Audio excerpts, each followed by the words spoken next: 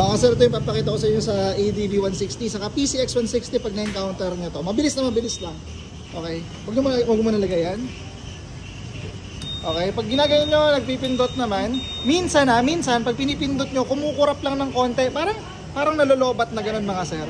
Ito, pag ino-on mo naman, yan, wala. Pero makikita mo mga sir, yung panel niyan, ay, taillight, no?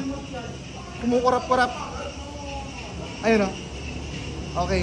Minsan naman ulitin ko pag yung ADV nyo naman, pag ginaganyan nyo, ang nangyayari sa blue niya, mahina, tapos kumukurap-kurap lang din. Ito lang problema niyan.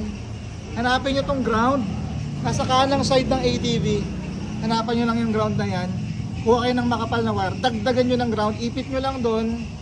Lagay nyo sa negative ng battery. Ipit mo mo. Negative hindi sa positive. Sa negative. Baka magkamali kayo. Okay, subukan ulit natin. On natin. Ayan na. Tanggalin mo mo. Ayan na.